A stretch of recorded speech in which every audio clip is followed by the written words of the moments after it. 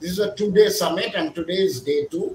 And we have in this summit a host of government policymakers and enterprise tech decision makers assembling together and talking about different aspects of cloud computing adoption and cybersecurity challenges, especially in the Indian context. Like yesterday, in day 1, we had a lot of government policymakers, including Dr. Muktesh Chandar, Special Commissioner of Technology, Delhi Police, Dr. Sanjeev Kumar Padjoshi, Joint Secretary, Ministry of Panchayati Raj, Jayesh Ranjan, Principal Secretary, Electronics and IT of Government of Telangana, Manoj Ibrahim, IPS, DGP, Kerala Police, Nita Verma, DGNIC, B. Sundar, IT Secretary of Andhra Pradesh, Manoj Mishra, IT Secretary of Odisha. Then we had session from Golok Singli, CTO of Passport Seva. Today morning, we had a session with George Kuruvilla, the CMD of Bessel, the broadcasting mode, who is increasingly using cloud computing. We had 4 panel discussions yesterday. One was on cloud computing. One was how the PSUs are looking at adopting cloud and security. Then there were 2 security-specific sessions on the threat landscape and one on dark web and cryptocurrency. So today, it's my privilege to introduce the eminent set of panelists for the session on right to privacy, applying the principles of data protection and privacy framework.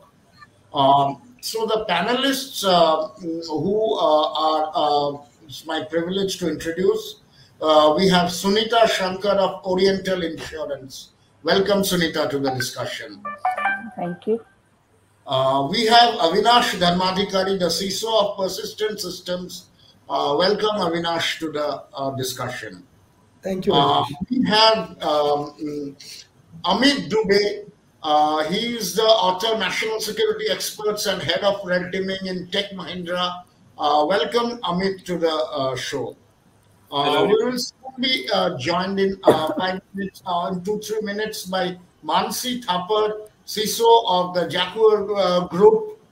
Unfortunately, Shafiq Ibrahim, who was supposed to join as another panelist, due to some last-minute emergency, can't make it. And today's session is being moderated by Mr. Yatin Chornekar, the Senior Vice President of the Chief of Business Processes and Technology Excellence Officer of Inam Asset Management. So I have introduced all the panelists. I'd like to hand it over to Yatin now. And I'm sure about the 200 plus live audience here will witness a very insightful panel discussion. Thanks, Yatin, and I'll hand it over to you. And just in between, 1 or 2 of the panelists would also join in. So over to you, Yatin. Thank you, Rajneesh. Thank you. All right. So good morning to all of you. Good morning. Good morning. Yeah, good morning. Good morning. So the topic today, as you know, is right to privacy, applying the principles of data protection and privacy framework. Each one of you is well experienced into this domain, and the audience would be really looking forward to get insights on this topic from you. To make things structured, we have structured it in 6 questions. So each question I will run through 2 of the panelists, and then we will move on. So coming to the first question, in this digital age, people knowingly or unknowingly share sensitive personal data on various digital platforms such as e-commerce, mobile apps, web platforms, net banking, e-wallets. How do we prevent this scenario from assuming dangerous proportion? There is a rise in cyber frauds. So how do you prevent this scenario from assuming dangerous proportions? I would request Sunita to start and give insights on this question. See, today the companies have reached up to a certain level in case of digitization, And today, every company has a lot of data which should be secured and this should be kept confidentially. Now, the right of privacy is a fundamental right in India. Right to privacy is a fundamental right under Article 21 of the Constitution of India, which lays down that are fundamental rights. And this was affirmed by a nine bench judge bench of the Supreme Court also, wherein they declared that the right to privacy is an integral part of Part 3 of the Constitution. Now, our government is also doing a lot in this field so that our personal data should be kept secured, confidential, and this. The first thing which I would like to tell that there is a personal data protection bill which was being made by European countries, and they see to it that in this the PDP bill includes requirements for notice and prior consent from the data principal. Whenever the data is being collected, which should be the proper consent should be taken. There should be full transparency. It should be it should be limitations on the purposes also for which purpose it is being taken, for which purpose the data they are taking, and it should be used only for that purpose only, and it should not be retained for a longer period, or it should be retained only for the period for which it is required. After that, the consent is required from the data principal, and the consent can be withdrawn also at any point of time. So India has also enacted this specific regulation on data protection. However, the legislation on data protection bill, India has put up on 11th December 2019, and there was a nine judges in the bench who were working on this, and still it is under process, which is to be adopted by the Indian. We have also included in this, we have also included the section 43 and section 72A in this PDP bill, which gives a right of compensation for improper disclosure of personal data.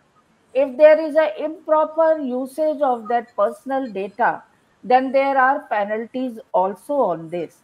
And it has a connection with the GDPR also, which has been GDPR is General Data Protection regulations, which has come up by, it's a law created in the European Union to protect the personal data of its citizens. And it was passed in Europe and it affects worldwide also. The GDPR is one of the most wide ranging pieces of legislation passed by the European countries in recent memory. It was introduced to standardize data protection law. It was introduced to standardize the data protection law across the single market and give people in a growing digital economy greater control over how their personal information is used. So today the companies have reached to a level where we have to comply with the GDPR regulations, and we have to see that data should be kept confidentially. There should be full transparency. There should be data minimization, there should be accuracy, there should be storage limitation, then integrity and confidentiality, and the last point is accountability. Accountability should be there in case of data whatever we collect for the data principle. So there are personal data. It has certain regulations of data bill, and data fiduciary has to maintain that. Data fiduciary has to comply with those regulations. He has to comply with those regulations so that the data will be kept confidentially. Those days have gone when we were not very much conscious about the data. But when we are now using so many things, like Mr. Yatin has said, that today our data is going on cloud also, we are using in mobile also, we are using on prem, then we are also sharing the data with wherever we do the tie-ups. So in that case, we should be very, very sensitive in data, that how we are sharing the data with those entities, and whether we are giving them only the data which is required, or we are giving the entire data to them. That is why the data has been classified also into three: that personal data, sensitive data, and critical data, which clearly defines that what type of data is required by a data fiduciary, and the time period should also be discussed, that for how long he is going to store the data. Sure. I mean, Sunita, you touched upon various regulations which are there. You touched upon the role of people who collect the data. But the question is something different. The question is, how do you prevent people knowingly or unknowingly sharing data, confidential data, into all these platforms? So, I mean, how centrally, how do you prevent users, maybe by restrictions or whatever, maybe you can give examples of I mean, your experience, what you have done. How do you prevent? Maybe See, Avinash, you we can we go. have to. Sure. Yeah, okay, yeah, Mr. Avinash, you continue. Yeah, thanks. So, I mean, what Sunita explained is all about the legal things that are available, partially not fully implemented. But again, to point about how do we prevent people misusing that data or the companies misusing that data, the starting point would be that how do we create that awareness? Okay, because right now people keep on sending that data left and right for anything. Let's say, for example, somebody goes to an hotel, you get a form, and on that form you end up in filling your wife's name, your birth, date of birth, your mobile number, your anniversary, all those details you just free freely just start sharing. Okay, so this data can is potentially be misused as well. So essentially, the first starting point would be that people should be made aware about the importance of their that privacy of the data and what is that data. When that relation is done, that okay, my data is critical and this potentially can be misused, then that awareness will help us to build the systems. See, again, today what happens is that we share that data, but we nobody checks whether that data is properly protected, not protected. Now this bill will help us to ensure that the companies, or let's say data process in terms of the GDPR terminology, the data processor would be made responsible for that particular obligation. For example, how to protect that data, how long it should be written, all those things will be there. But essentially, the first starting point would be that there has to be an awareness session that should be conducted. I would like to quote one example about Aadhaar card. So this Aadhaar card, maybe about 7 to 8 years back, it was launched, or maybe 10 years back, it was launched. And initially, it was hell lot of effort that were required. People were not ready to go for it. But today, if you look at the current situation, Aadhaar card is like 80-90% population is already covered. So similarly, even for privacy, we'll have to ensure that those kind of awareness sessions are created, that awareness is created amongst the entity, the users. Same kind of awareness also has to be created at the company level. Company level, of course, there is a legal mandate that can be issued by government, and company has to really adhere to those legal mandate. So this will be a twofold approach. So once that awareness is created, you will see that there is a potentially minimization of data sharing. So people will also start sharing data on need to know basis. That's my 2 cents about how do we prevent the sharing of data unknowingly, knowingly. That's my 2 cents for preventing it. Thank you, Avinash. Very well articulated. All right. I move to my next question, and I would request Manasi. I guess Manasi has not yet joined. So, Amit, right, to pick this question. How has the board interpreted? I mean, what is the board interpretation of the right to privacy by the Supreme Court led to stream of initiatives by the government towards personal data protection law? So, what is the board, right, or interpretation of the various laws, right? Sometime back, Sunita Madam also highlighted different laws. So, how does the board look at it? Over to you, Amit.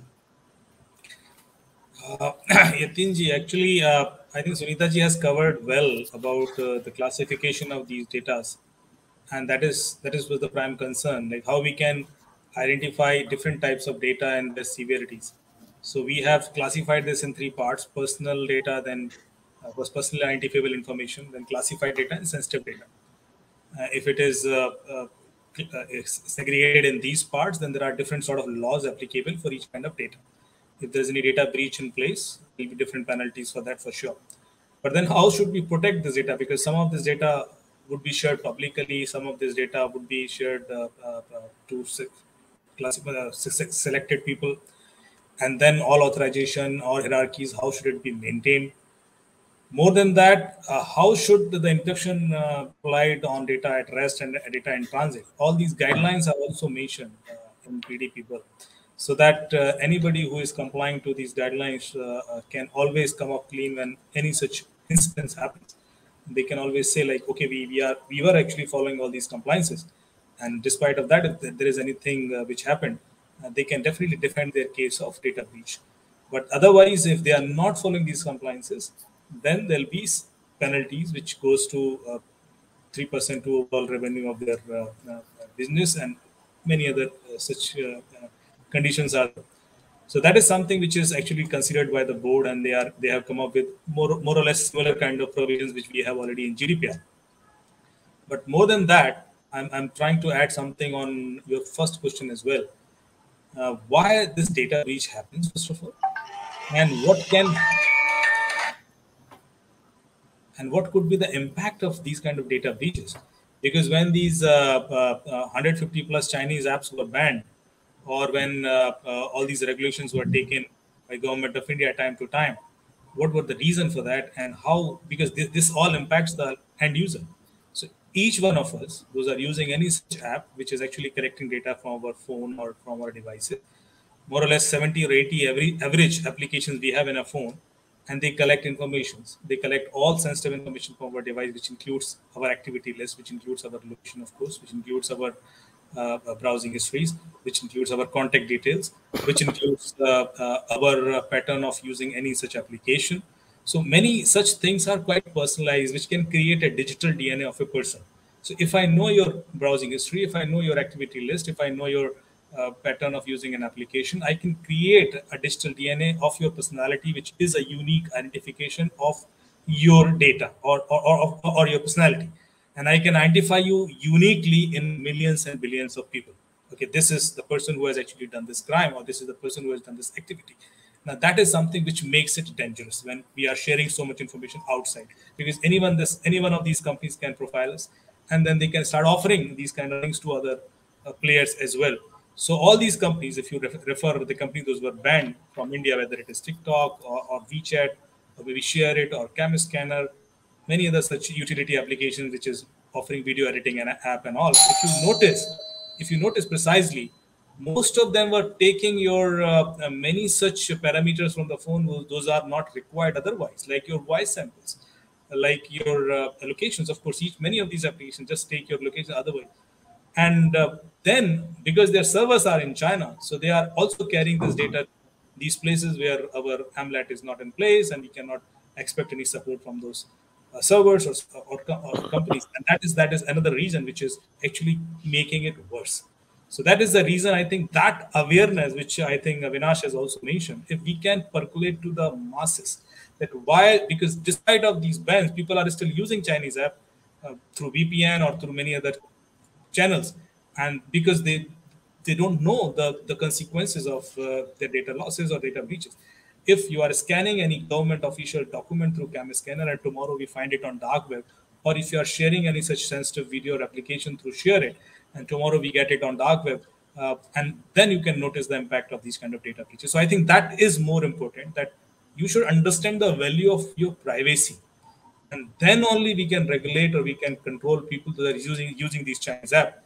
Making laws and regulations will not help after an extent, because ultimately people have some other channels to use those things, and if they are open and they are themselves sharing these details, then who can stop?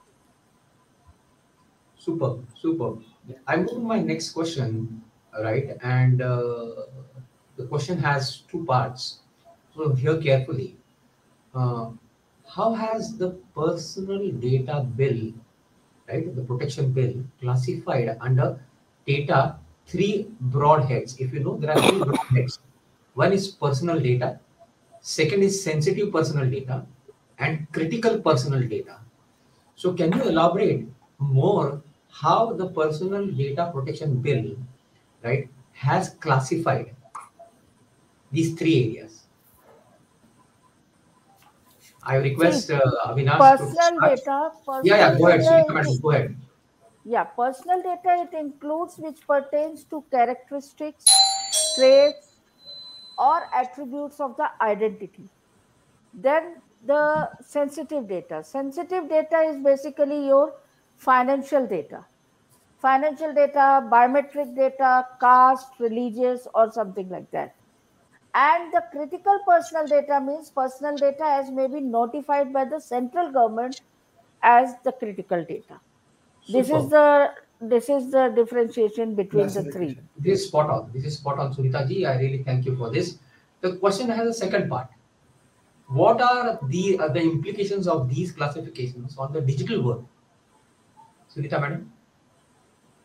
The implications for in a digital world for this is that personal data, even we have a restrictions whether we can send the data outside India also, or whether we cannot, or we have to keep it in India only. Though for that again this classification has a meaning.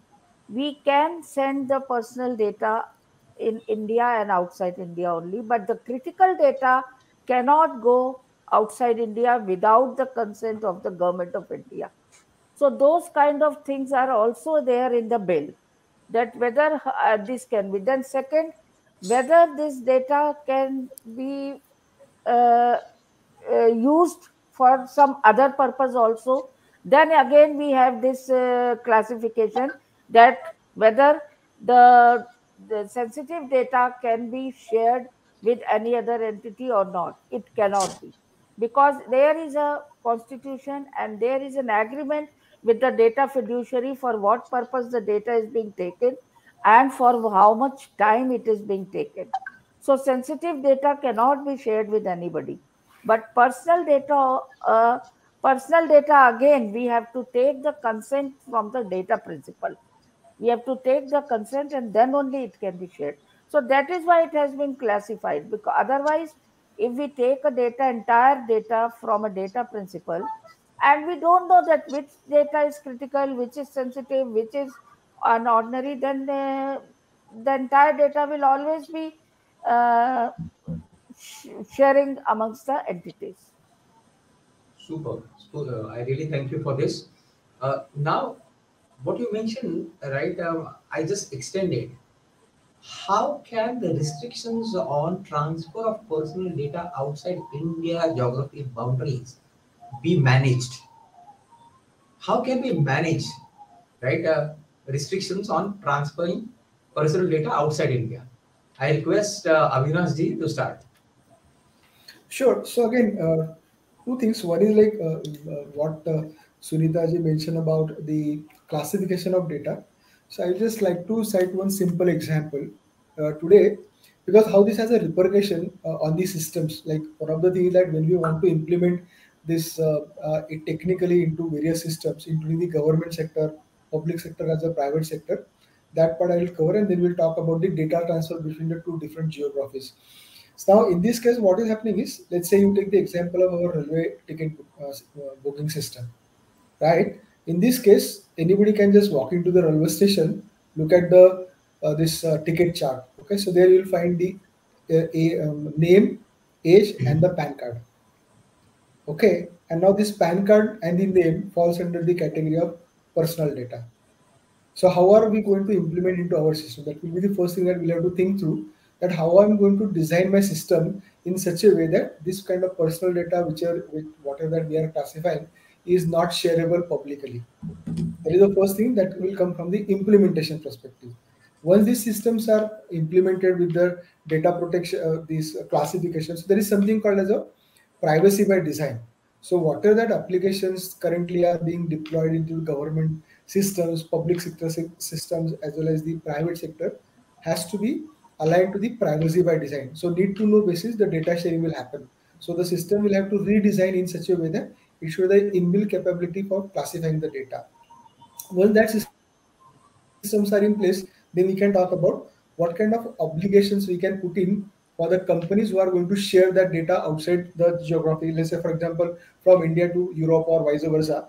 Vice versa, of course, is well defined because there is through GDPR we have to sign the agreement between company or intercompany unit data transfer. So in case of, let's say, Persistent, for example, we are a global company. We work across the geos and we do have presence everywhere, right? So in this case, data sharing happens from, let's say, India to other locations and vice versa. So there is something called as a intercompany unit data transfer agreement. That is first. Second is we have to also ensure that we have taken the consent from whatever the data subject from which we are collecting the data. A consent is mandatory. That consent is taken. Third is there has to be legal agreement between the two entities where we are sharing the data. For example, company A is sharing with company B the data. Okay, so one is the legal agreement that this data will be processed only for the purpose for which it is taken. Second is that there will be a retention limit. So, for example, the data will be destroyed. Let's say after 30 days of the project is over, or the contract is over, or the purpose is over. Those kind of agreements. So essentially the data sharing would be sort of like must to have, because without data sharing business would not run. Okay, the question would be that how do we protect legally that whatever data is getting shared is not going to get misused, and that is where the legal laws, legal agreements will come handy, supported by technology. That's how the data sharing across geolocation would be managed. And Super, currently, as I Bhavin. said, we are right now doing it as a part of our GDPR implementation. That's where we have currently have those systems implemented. Sure. Amit, you want to add some points? I mean, any restrictions, right? You come to your mind that you have deployed to prevent personal data being shipped out? Actually, there are some other than technical provisions. There are some legal boundaries as well. Because see, even if you are keeping this data outside, uh, we have few conditions that you need to take approvals for few geolocations, because we don't have legal bound AMLATs with all countries, and that is always a concern. So for any law enforcement investigations or later on for any post-processing activities, if the data is not available, that creates a block, and that's why there are some such conditions. So you need to think. So whatever Avinash has mentioned, that was very well defined. The technical provisions that we need to put in place to segregate this data as per the geolocation boundaries. But then there are some locations where even if you think you can't keep the data in those locations because of a few regulations which the government of India has, and they are not comfortable. For example, if you are keeping data in China, and that makes a concern for government of India, because they don't support, law enforcement agencies don't share many of the details, which is actually if not complying with their local laws. And some of there are, and many other countries, those have different regulations for their own data, and I think that is also a bigger concern later on. So whether you go with GDPR, whether you go for US data privacy bill or Indian PDP bill, or any other such country's data privacy bill, there are definitely some star which is there, which we need to consider when we are planning any such data-oriented services to the end users. Sure. Sunita ji, the, do any additional restrictions come to your mind which can, prevent right data being shipped outside beyond the India geography? No, that is already what Mr. Avinash and Mr. Amit has said, that the personal data we can share inside India or outside. It can be shared and processed also. But in case of sensitive data, first of all, we have to take the permission from the source from where we are taking the data. And even if we are sharing, it has to be with a proper level of protection, then only we can share. And sensitive data, critical sensitive data, we can only share in those cases where either there is some one linked with the health emergency, or some kind of health person engaged in provision of health services or emergency services, and secondly, the consent has already been given by the central government. If the consent has already been given by the central government, it is already permissible under central government, then only we can share the critical data. Otherwise, we cannot share the critical data. Sure, sure. I'm going to share, right, a ground reality. While the law is put in place, while different companies are taking different initiatives, while the board is committed to implement the law and ensure that their organization is safeguarded, we still see news wherein food apps or job portals or many more, right? For example, portals which give you information in terms of contacts, etc. They sell the data. Right. Yes. So, are there any legal right avenues possible for an individual, right, to pull under the right to privacy, right? And have you come across any instances like this? I leave the floor open. Any one of you three can answer it. I've not taken names of institutions which sell data for obvious reasons, but I'm sure all three of you know there is a whole lot of industry which sells data. Very true. In fact, uh, one of the thing that probably related to this, it starts with the awareness. As I said, people keep on sharing data left and right without thinking how this data can be misused. One more thing that related to this about like you said about the data availability for a sale. Forget about the systems. I will give one example. For see people who know the value of data, they'll find out the ways to steal it. Now, this all every company will have a physical security, right? There will be a security guard available, okay? And as a policy, they keep on entering that okay, Avinash has come at 10 o'clock. Please, Avinash, give your mobile number. Please give your vehicle number. Now, this data I am sharing. Now, somebody who is mastermind against stealing the data, just go to the security guard, pay him 500 bucks, get that data. Okay, now I have got your mobile number, I have got your vehicle number, I have got your things. Then another thing about data stealing is all about the social media. People keep on sharing everything that today is my birthday, I bought this car, I studied in this college. So that information is also free flowing available for the hackers to use it.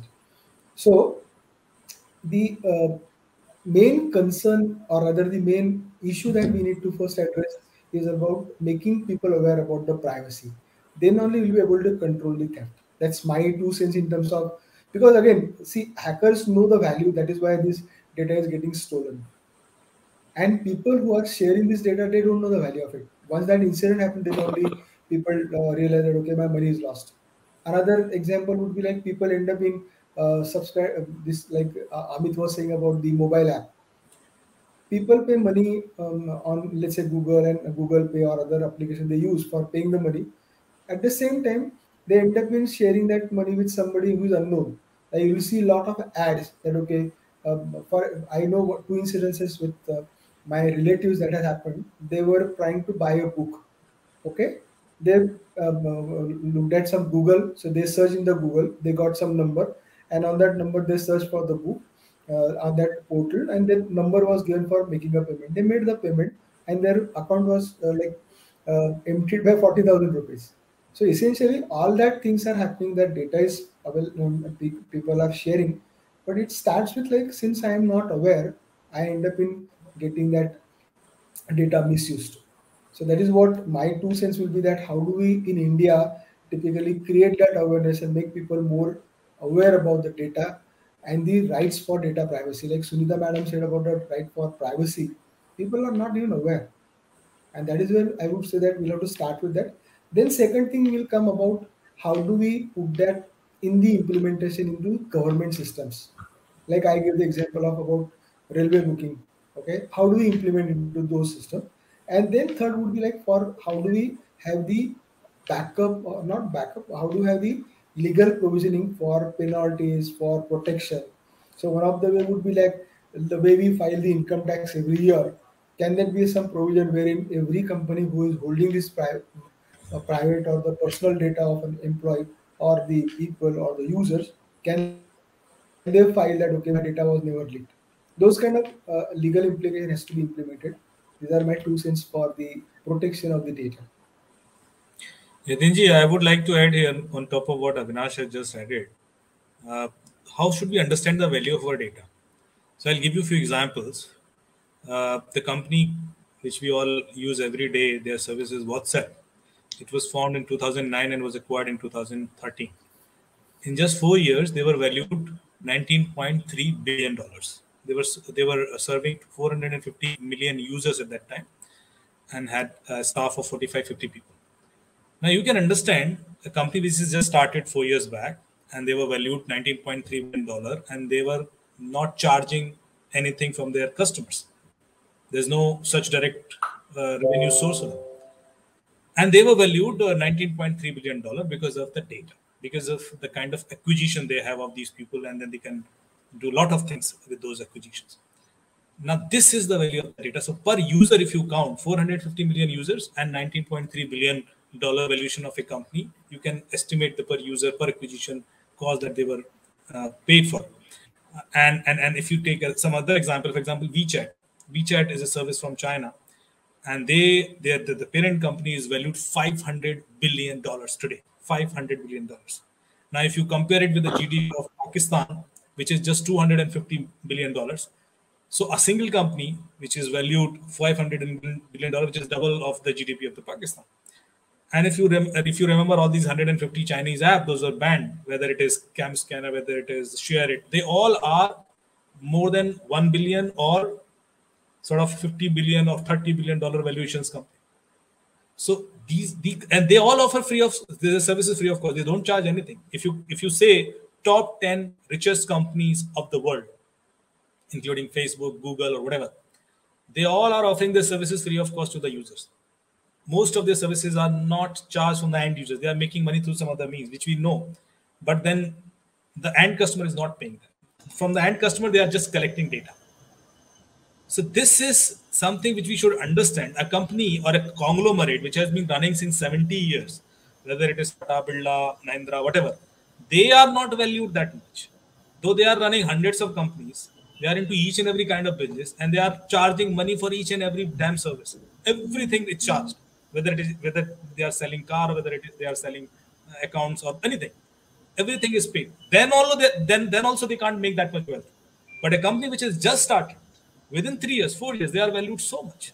Now you should understand the value of this data. That's why they say that data is next while, and it will be definitely driving the economy of the world. So we should understand that value, because India being having so many people, we are producing so much data, and that's why everybody is eyeing on us. And what Avinash said, if we cannot convey this value to the end users, we'll always be losing it. It will always be going out, and then we'll later pay for it. So that's why I think this is the right time we should make people aware about the right value of their data. They should be conscious about it, and then they should do all those checks and balances, whether settings and applications, whether technical provisions that is required to protect their data. I think that is something which is required to ensure privacy later stage. Thank you. Yeah, very valuable. Thanks, Amit and Avinash. Sunita madam, you want to add something? Yeah, that is what very rightly Mr. Amit has said, that the most important point is this only, that the user should be aware of this thing, that how data is to be kept confidential. We are so conscious about our own data when we are using mobile or we are using different apps. Like he has said that if we are putting our own data on Facebook, we are not conscious about all those things. So same way we should understand the confidentiality of the data of any company also. So that kind of awareness has to be there in the end user. Then only we will be able to proceed further, and we will be able to see that whether we comply with GDPR regulations or not. But the first thing, the most important, is awareness in the end user that data cannot be shared anywhere to any company without any purpose. Yeah. Okay. My next question is again open to all three. Anyone can start. See, Personal information, you all will agree, should be stored and processed securely and protected against unauthorized or unlawful processing, loss, theft, destruction, or damage. This principle becomes increasingly important for digital ID systems given the threat of cyber attack. Now, my question to all three of you is, how are you or Indian companies taking care of this?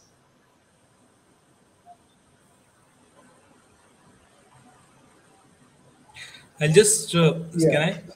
Yeah, Amit, So I please just go ahead. yeah. So if you are asking this question with respect to the number of cyber attacks that we are facing, especially on Indian companies, those are owning this fuel or data, and how are they managing it and how are they ensuring to protect that information? I'll give you some success indicators. So last year, I think India had close to 13 lakhs cyber attacks. And how many of you know about it? Like how many of them successful or to data breaches? We know a couple of them, of course, like uh, some ransomware attacks and all. But then many 99% of these attacks were not successful, and that I think says a lot. That Rajnish want to say something. yeah, please. Rajnish? Yeah.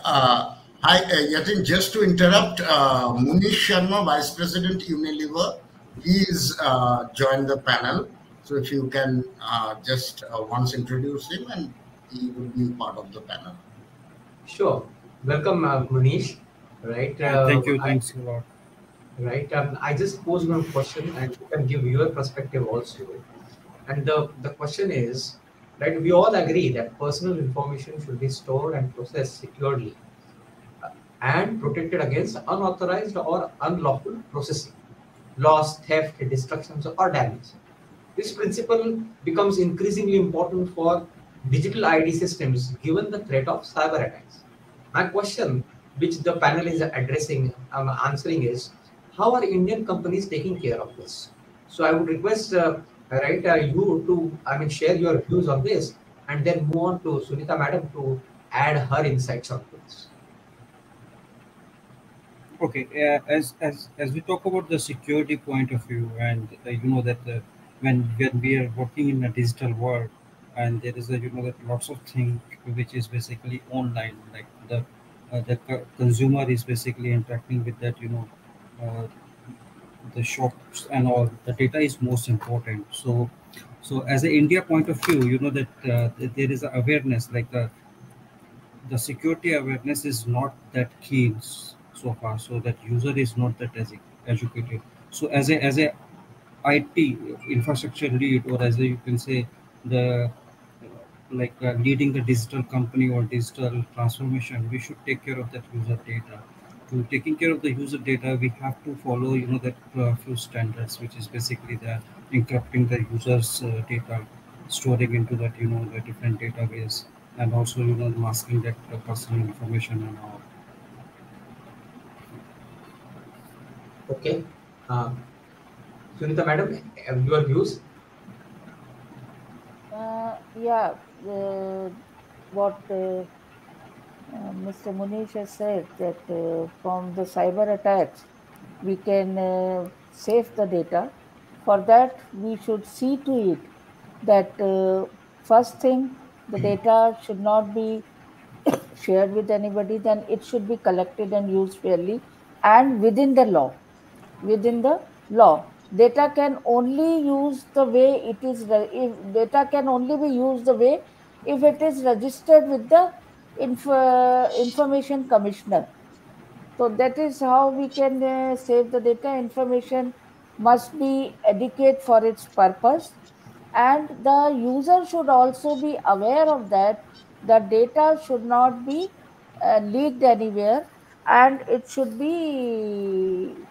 Uh, if the data is not available, then there are less chances of doing the cyber attacks, and the leakages should be seen.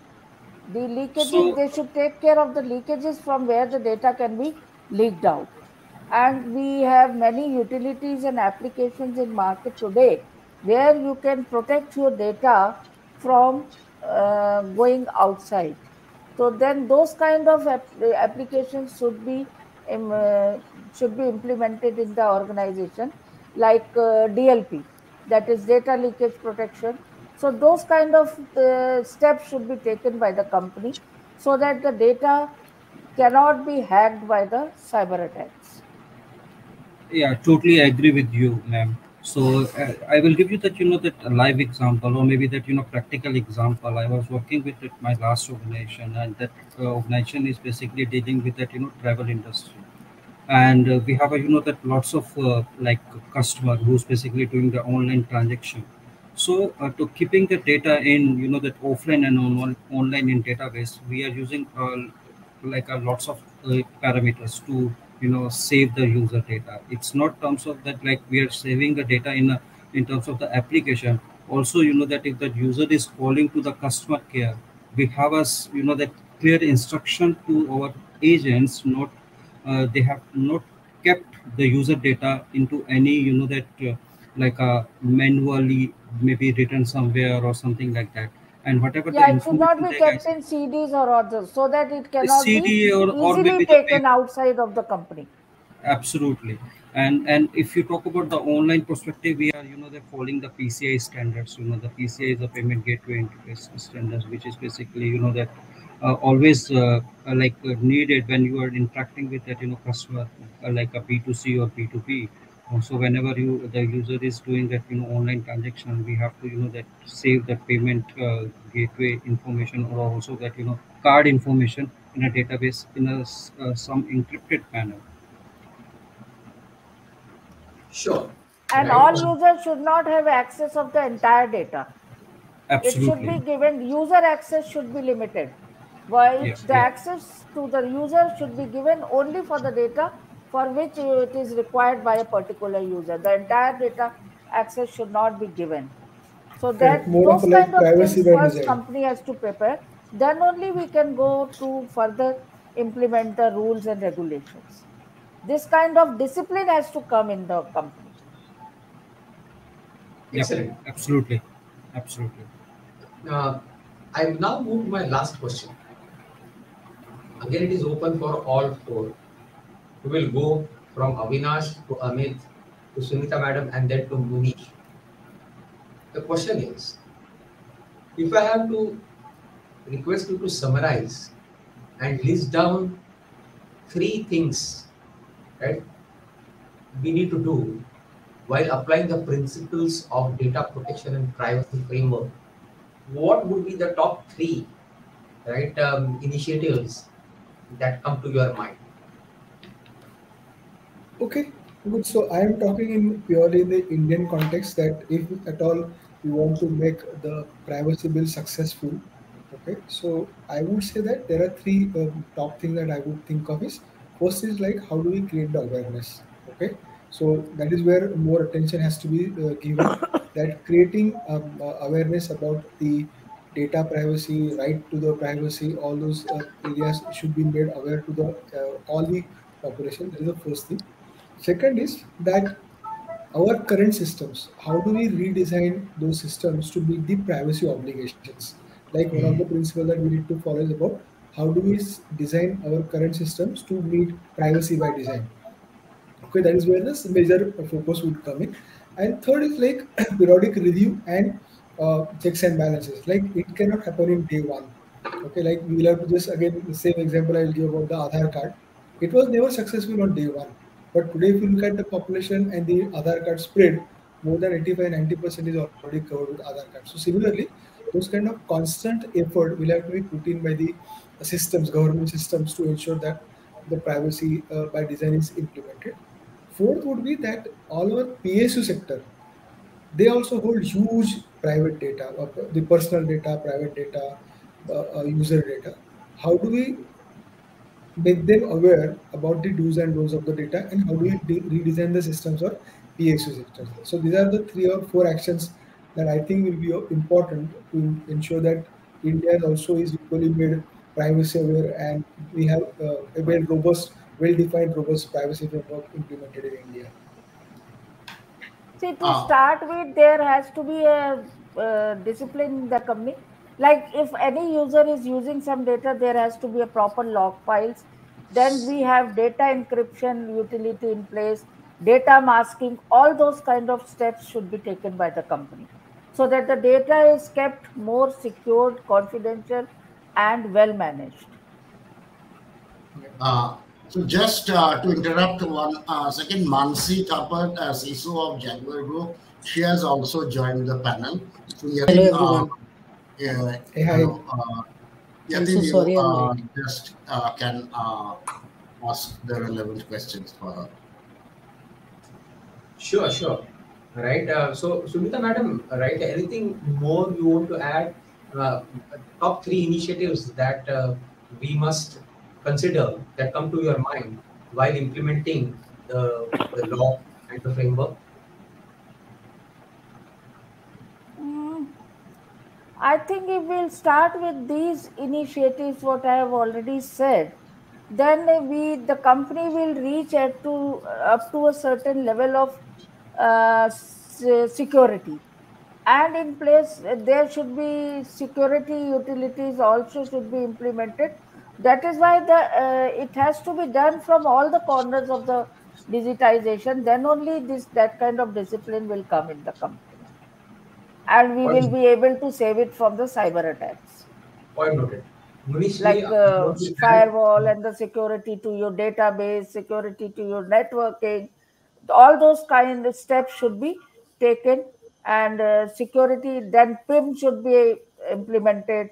And if any user is accessing any data, then proper notification to the senior officer or the proper log file should be there so that no user should be able to tamper with the data.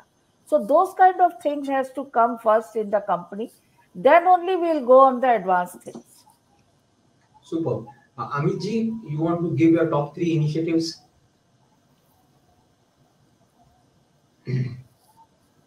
Sorry, I was on mute. So actually, my suggestion is especially for the startups, because most of these startups are coming up today and they are actually going with the same tradition of acquiring data first and then making value on top of it, offering free mobile apps and services. They are not actually considering the tech provisions to secure their informations. So recently, I was just scanning a few of these startups and advising them, and realized that this could become a big threat in future because they have huge data, and they will definitely come under the same gamut. And they have not taken it on priority. I'm less bothered on government organizations because they are actually proactive. They have done a lot of work, and lots of SOCs are set up, and they are monitoring their traffic, and security provisions are also intact, and improving day by day. But then I'm surprised that most of these early stage startups, they are really having those vulnerabilities. So we launched an application called PyLite, which is a web scanning tool. And what it does, it has a 45 million active malwares repository. And then we scan any such platform application through that app. So it is a free app. It is available on Play Store from Indian startup. And that can scan any app and can grade it and can identify vulnerabilities. So proactively, what we did the same exercise for some government organizations and standard applications. Just to let you know, few of the very well-known, credible, big organization, and I'll not name it here, we find severe vulnerabilities in them. So this is interesting because despite of having all these standard parameter to endpoint protection systems, if we find some serious vulnerabilities in them, it is definitely a big threat in future. And so this app will help you to identify those gaps, and then you can fix it up.